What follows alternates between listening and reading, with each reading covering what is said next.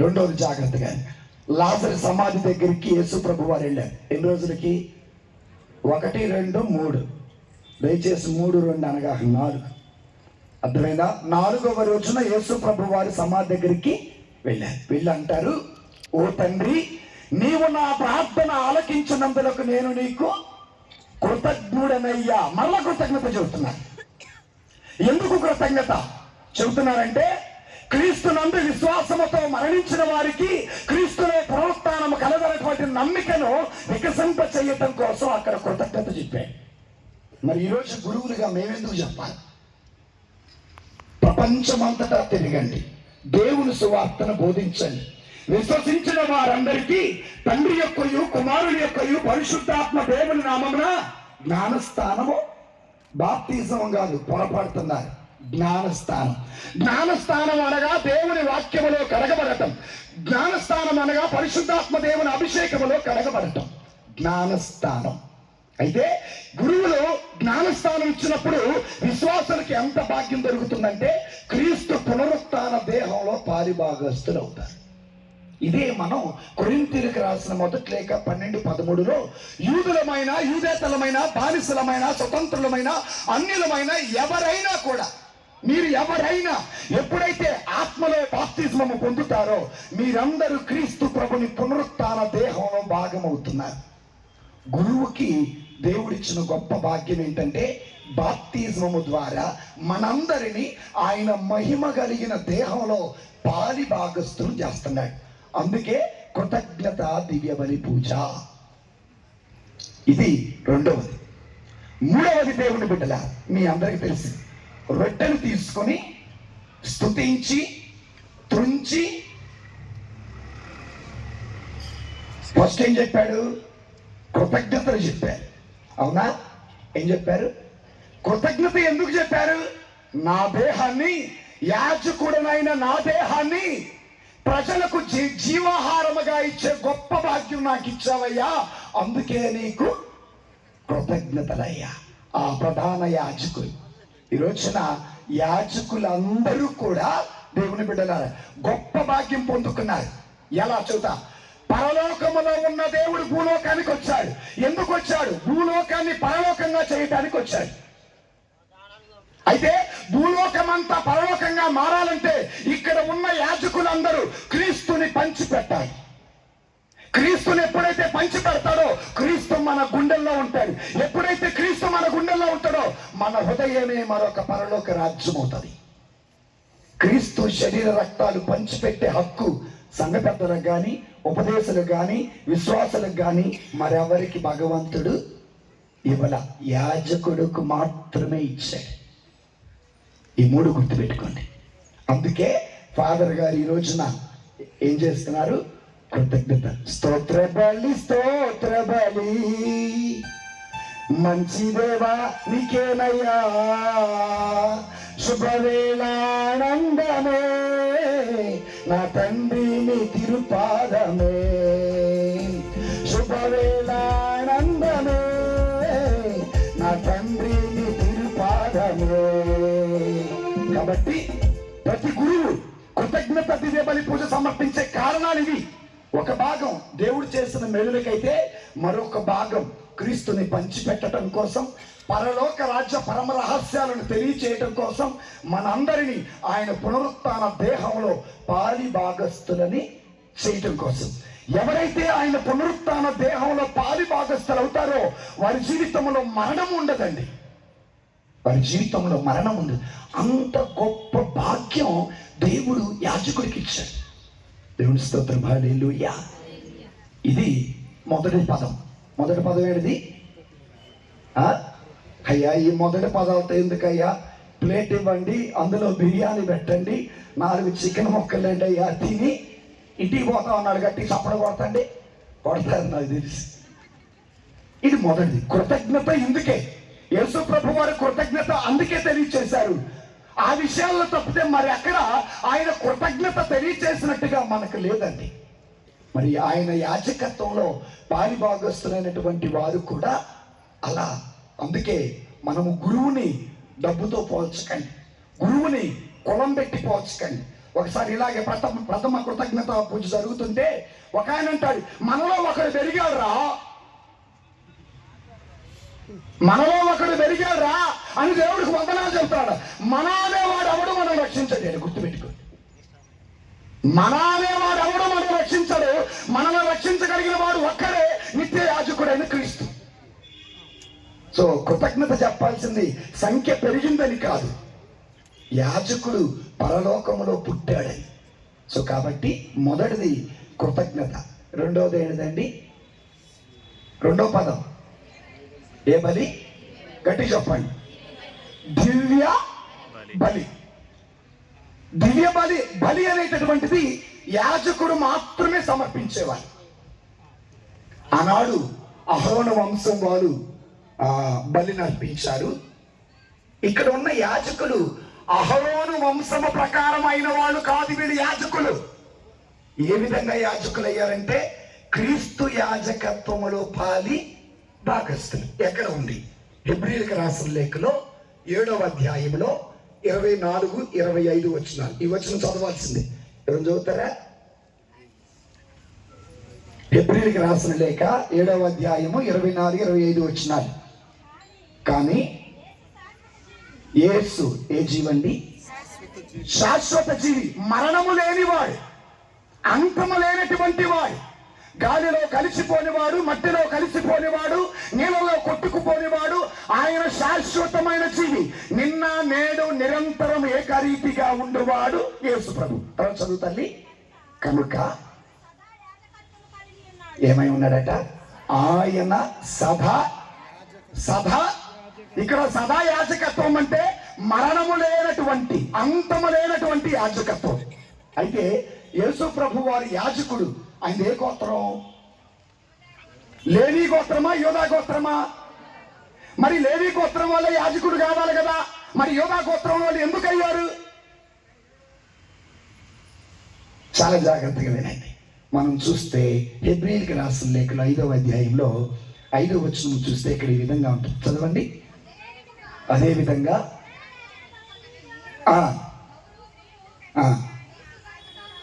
క్రీస్తు ప్రభువు ప్రధాన యాజక పదవి గౌరవము తనంతట తాను ఆపాదించుకోలేదు.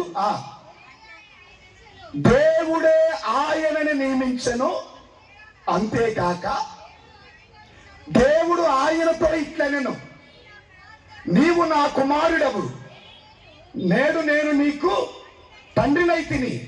మరి ఒక చోట దేవుడు ఇట్లు చెప్పాను, మెల్కీసెదెకు, గుర్తుపెట్టుకోండి, మెల్కీసెదెకు యాజక క్రమమున సర్వదా మీరు యాజకుడై. ఏ క్రమము? అహరోను క్రమము కాదు, మోషే క్రమము కాదు. ఏ క్రమము?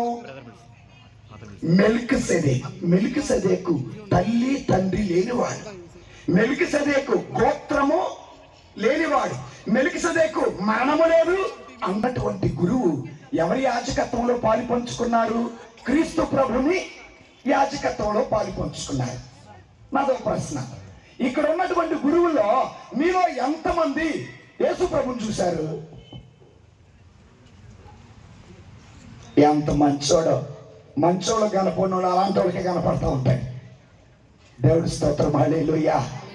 ఈ రోజున చాలా జాగ్రత్తగా వినండి. ఈ రోజున ఇంతమంది గురువుల్లో ఉంటే ఈ గురువుల్లో మీ అందరికీ క్రీస్తు కనపడ్డాడా? ప్రతి ఒక్కరు చెవులు కొరుక్కుంటారు. మన ఫాదర్ గారు ఎవరు, వాళ్ళ ఫాదర్ గారు ఎవరు?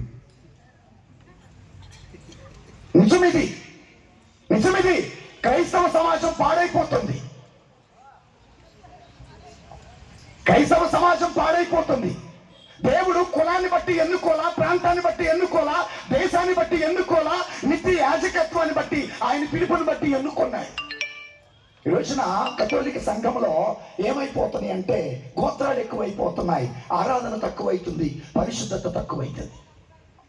కానీ యాజకుడు ఎవరంటే నిత్య జీవి అయిన క్రీస్తు యాజకత్వములో పాలి భాగస్థుడు, మరణము లేనివాడు, మరణము లేనటువంటి వాడు. సో కాబట్టి ప్రియమైన దేవుని బిడ్డలారు, మరి ఈ యాజకుడు ఏం సమర్పిస్తాడు? యేసు ప్రభు అంటే యాజకుడు కాబట్టి తన శరీరాన్ని సమర్పించాడు, తన రక్తాన్ని సమర్పించాడు. ఈ యాజకుడు ఏం సమర్పిస్తారు? ఓకే, తల్లిని, తండ్రిని, భార్యను, భర్తను, బిడ్డని, అమ్మని, నాన్నని, అక్కని, చెల్లిని, ఆస్తి, అంతస్తు, ఆ పేరు ప్రఖ్యాత ఆస్తి అంతస్తులు కాదు, ఇది కాదు. అయితే ఇక్కడ ఒక విషయం మనం బాగా గుర్తుపెట్టుకోవాలి, చాలా జాగ్రత్తగా వినండి. హెబ్రీయులకు రాసిన లేఖలో 9వ అధ్యాయంలో 12వ వచనంలో చూస్తే అక్కడ ఈ విధంగా ఉంటుంది, చదువుతారా? క్రీస్తు గుడారమున ప్రవేశించి అతి పవిత్ర స్థలమును. ఇక్కడ 3 గుడారాలు ఉంటాయండి. ఒకటి మరి తల్లి గర్భం ఒక గుడారం, మన దేవాలయం ఒక గుడారం, 3వ గుడారం పరలోకం. ఇప్పుడు పలికే గుడారం ఏ గుడారము? పరలోక గుడారం. క్రీస్తు ప్రభు పరలోక గుడారానికి ప్రవేశించి శాశ్వతముగా చేరినప్పుడు బలిని అర్పించుటకు మేకల దూడల రక్తమును తీసుకుపోలేదు, తన రక్తమునే తీసుకొని పోయి మనకు శాశ్వత రక్షణను సంపాదించెను. గట్టి చప్పుడు కూడా దేవుడి స్థితి. నేను ఎందుకు ఈ మాట పలుకుతున్నానంటే, యాజకుడు అనగా క్రీస్తు ప్రభు ఏ విధంగా అయితే పరలోకానికి వెళ్ళి తన రక్తాన్ని అక్కడ సమర్పించి మనందరికి శాశ్వతమైన రక్షణ తీసుకొని తెచ్చారో, ఇక్కడ ఉన్నటువంటి యాజకులు, ముఖ్యంగా నూతనంగా అభిషక్తుడైనటువంటి ఫాదర్ ప్రేమ్ గారు కూడా ప్రజలకి రక్షణ అందించాలి. ఎలా అందిస్తారు అంటే, దివ్య బలిని సమర్పించుట వలన. 2 రోజుల క్రితం ఓ చోట సెమీ క్రిస్మస్కి వెళ్తే ఓ కథోలికురాలు అడిగింది, ఫాదర్ గారండి, ఒకేసారి యేసు ప్రభు వారు సిలువలో చనిపోయారు కదా, మరలా బలి బలి బలి బలి అంటున్నారు కదా, ఏంటండి దీని అర్థం మాకు కాలేదు చెప్పండి అన్నారు. నిజమే, మనలో చాలా మందికి అర్థం కాకపోయి ఉండొచ్చు. యేసు ప్రభు వారు రొట్టెలు తీసుకొని స్తుతించి కృతజ్ఞతా వందనాలు చెప్పి ప్రజలకు ఇస్తూ, దీనిని తినండి, ఇది నా శరీరం అని పలికేమన్నారు. దీనిని, ఆ పదం గుర్తు పెట్టుకోండి, దీనిని నా జ్ఞాపకార్థం చెయ్యండి అన్నారు. ఇదే మాట పౌలు గారు కూడా కొరింథీయులకు రాసిన మొదటి లేఖలో 11లో ఉంటది, దీనిని నా జ్ఞాపకార్థం. దివ్య బలి పూజ సమర్పించే ప్రతిసారి ఇక్కడ ఉన్న యాజకుడు జ్ఞాపకం చేస్తున్నాడు. ఎవరికి జ్ఞాపకం చేస్తున్నాడు? తండ్రికి జ్ఞాపకం చేస్తున్నాడు. ఏమని జ్ఞాపకం చేస్తున్నాడు అంటే, గుర్తుపెట్టుకోండి, పరలోకములో ఉన్న నా తండ్రి, నీ కుమారుడు శాశ్వత రాజ్యములో అడుగుపెట్టినప్పుడు తన రక్తాన్ని బలిగా అర్పించాడయ్యా. ఎద్దుల రక్తం, మేకల రక్తం, గొర్రెల రక్తం తీసుకోలేదయ్యా, తన రక్తాన్ని తీసుకుని వెళ్ళాడు, మాకు రక్షణ తీసుకొని వచ్చాడయ్యా. ఈరోజు నీకు జ్ఞాపకం చేస్తున్నాం, నీ కుమారుడి బలిని జ్ఞాపకం చేస్తున్నాం. నీ కుమారుడు రొట్టెను శరీరంగా మార్చాడు, నీ కుమారుడు రసమును రక్తంగా మార్చి మాకిచ్చాడు. పోతూ పోతూ యాజకత్వాన్ని నిర్మించి వెళ్ళాడు అని ఎప్పుడైతే ఈ గురువు తండ్రికి జ్ఞాపకం చేస్తాడో, అప్పుడు పరిశుద్ధాత్మ దేవుడి దిగి వస్తాడు. మనలో చాలా మందికి ఇది తెలియకపోగా నడిపూజలో మోకాళ్ళు కూడా వేయరు. అందుకే తొందరగా మోకాళ్ళు నొప్పులు వస్తున్నాయి అందరికి. లేదు, ఇంకా మీకు చెబుతున్నా, చందా పట్టే వాళ్ళు ఉంటారు, నడిపూజలో కూడా పడతానే ఉంటారు. ఆ కళ్ళు పుస్తకం ప్రార్థన చేసి కర్ర పెట్టినట్టి వెయ్యమ్మా వెయ్యి అంటాడు. నిజం, నడిపూజలో ప్రతి విశ్వాసి మోకరించాలి. ఎందుకు మోకరించాలంటే, గురువు తండ్రికి జ్ఞాపకం చేస్తున్నాడు. ఏమని జ్ఞాపకం చేస్తున్నాడు? కుమారుని బలిని జ్ఞాపకం చేస్తున్నాడు. పరిశుద్ధాత్మ దేవుడు దిగి వస్తున్నాడు. రొట్టె శరీరంగా మార్చబడుతుంది, రక్తము రసముగా మార్చబడుతుంది, మన పాపాలన్నీ పరిహారము. అందుకే గురువుగా దేవుడు ఈ రోజున ప్రేమ్ ఫాదర్ గారిని అభిషేకించాడు. ఇక్కడ ఉన్నటువంటి అందరిని అభిషేకించాడు. ఇంత అర్థం చూడండి. ఏ గురువు తప్పితే మరెవరు పాపాల కోసం పరిహార బలిని సమర్పించే హక్కు వాళ్ళకి లేదు. నువ్వు వాక్యం బాగా చెప్పొచ్చు, ప్రార్థన బాగా చేయొచ్చు, ఆరాధన బాగా నడిపించవచ్చు, నువ్వు ఒక గుడ్ అడ్మినిస్ట్రేటర్ కావచ్చు, నువ్వు మహానాయకుడు కావచ్చు, దివ్య బలి పూజలు సమర్పించే బాధ్యత యాజకుడి, జీవాహారం అందించే బాధ్యత యాజకుడిది, తండ్రికి జ్ఞాపకం చేసే బాధ్యత యాజకుడిది. కాబట్టి ఆ యాజకత్వాన్ని పొందుకున్న వారే ఈరోజున మన ప్రేమ్ ఫాదర్ గారు. ఇది రెండవది. ఏ బలి ఇది? దివ్య బలి. ఏ బలి అండి? దివ్య బలి. ఇక ఈ దివ్య బలిలోనే ఒక చిన్న విషయం చెప్తా వినండి, ఇది చెప్పి ముగిస్తా. యెహెజ్కేలు గ్రంథంలో 44వ అధ్యాయంలో 28వ వచనం చూడండి.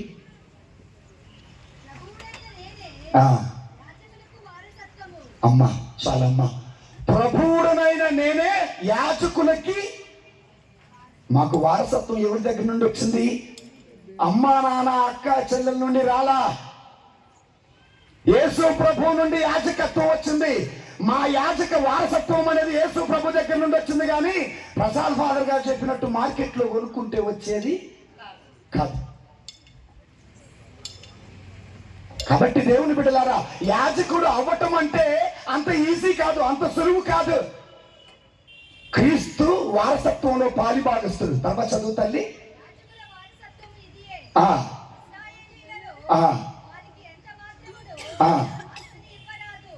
ఆస్తులు లేవు. ఎవరికి ఆస్తులు లేవు? మీ సాములు నట్టగా చెప్తారు. ఇంతకుముందు ఫాదర్లేనాయో ఇల్లు కట్టించేవారు, పుస్తకాలు ఇచ్చేవారు, డబ్బులు ఇచ్చేవాళ్ళు, అన్ని కట్టించేవాళ్ళు. ఇప్పుడు ఏమి మాకు గీయటం లేదు. ఈ ఫాదర్ మంచోడు, అయ్యగారు వచ్చి బెదిరిగానే ఆడకపోతాడు, ఈ పూజ చేసి ఎడకరాదు. అర్థమైందా? యాజకుడు అంటే డబ్బిచ్చేవాడు కాదు. యాజకుడు అంటే ఆస్తిపాస్తులు పంచిపెట్టేవాడు కాదు. యాజకుడు అంటే మేడ మీద మేడ, మిద్దె మీద మిద్దె కట్టించేవాడు కాదు. ఒకవేళ యాజకుడు దాన్ని సంపాదించి నీకు ఇచ్చినా అది నీకు ఆశీర్వాదము కాదు. గుర్తుపెట్టుకోండి. ప్రభు అంటున్నాడు, యాజకునికి నేను వారసత్వం, యాజకుడికి ఆస్తిపాస్తులేని. అమ్మా రేపు మీ అబ్బాయిని ఏం అడగాలని తెల్లే, మీరే ఇయ్యాలి ఆయనకి. మొన్న నా దగ్గరికి వచ్చినప్పుడు, ఏం బాబు ఎంతో నీ చేతులు అంటే, నా దగ్గర ఏం లేదు ఫాదర్ గారు అంటారు. పోనీలే బాబు, మొత్తం మీ అమ్మ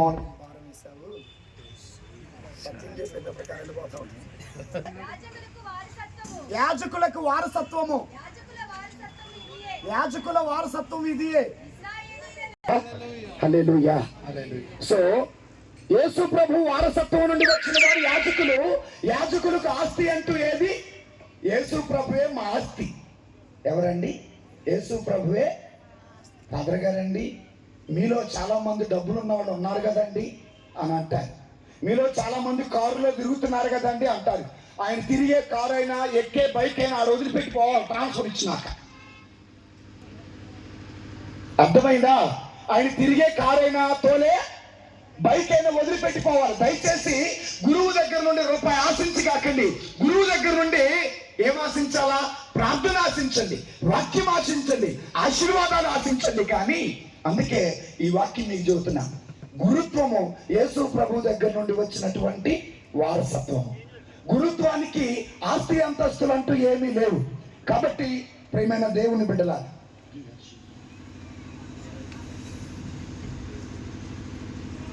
ఆస్తి అంతస్తు అంటూ ఏమి లేదు. గురువుకి ఆస్తి ఎవరంటే ప్రభు అయిన యేసయ్య. ఒకసారి గట్టి చప్పట్లు కొట్టి దేవుడు స్తుతిద్దాం. ఇచ్చాం కాబట్టి ఇయ్యకపోతే దేవుడి స్తోత్రం. హల్లెలూయా. ఓకే, దేవుడు నిన్ను దీవించును గాక. రైట్, దేవుని బిడ్డలారా. సో యాజకుడికి ఆస్తి ఎవరు? ప్రభు అయినా. ఇప్పుడు ఒక ప్రశ్న అడుగుతా, చెప్పండి. మా ఊర్లో ఫాదర్ గారు ఉన్నారని చేతుల పైకి లేపండి, ముగిస్తాను. లేపండి. వెరీ గుడ్, చాలా మంచోడు. మీ గురువుని మీరు పోషిస్తున్నారా? దేవుడు మీరు పోషిస్తేనే దేవుడు ఇచ్చేదా? Very good. ఈనాడు మీ గురువుని మీరే పోషించాలి, అది నేర్చుకోండి. గురువు దగ్గర నుండి ఏమి ఆశించకండి. ఎందుకనగా గురుత్వం అనేది యేసు ప్రభు దగ్గర నుండి వచ్చింది. గురువులకు ఆస్తి అంటే ఏముండదు. గురువుల ఆస్తి దేవుడు మాత్రమే. అందుకే నిత్య యాజకత్వంలో పాలిభాగస్తుడు గురువు అంటే. అందుకే దీనిని ఏమని అంటారు? దివ్య. క్రీస్తును పొందుకొని క్రీస్తు యాజకత్వంలో పాలిభాగస్తుడై క్రీస్తు బలిని జ్ఞాపకం చేసి లోక పాప పరిహారం కోసం దివ్య బలి పూజను సమర్పించేవాడే యాజకుడు, గురువు అంటే. ఇక 2 అయిపోయింది. 3వది ఏంటిది? దివ్య బలి పూజ, ఆరాధన, ప్రార్థన. సో ఇక నేను ఈ మాట వినటానికి కష్టమే. ఓ భక్తుడు ఓ పుస్తకంలో రాశారు, ప్రార్థన చేయని గురువట గురువుగా ఉండే హక్కు లేదట. ప్రార్థన చేయని గురువట గురువుగా ఉండే హక్కు లేదు. యేసు ప్రభు వారు సమయము దొరికినప్పుడల్లా ప్రార్థన, దావీదు రోజుకు 7 సార్లు, దానియేలు రోజుకు 3 సార్లు, 12 మంది అపోస్తలు సమయము దొరికినప్పుడల్లా ప్రార్థన చేశారు. ఇది గురువులు చేయాల్సింది. మరి మీరేం చేయాలా? గురువుల కోసం ప్రార్థన చేయాలి. పేతురు గారు, యోహాను గారు చెరసాలలో బంధింపబడితే సంఘమంతా కలిసి గురువు కోసం ప్రార్థన, గురువు మీకోసం, మీరు గురువు కోసం ప్రార్థన చేయాలి. మీకోసం ప్రార్థన చేసేవాడే గురువు. అడగండి, ఫాదర్ గారండి మా కోసం ప్రార్థన. చిన్న ఉదాహరణ చెప్తాను, వినండి. ఇది చెప్పి ముందుకు వెళ్తాను.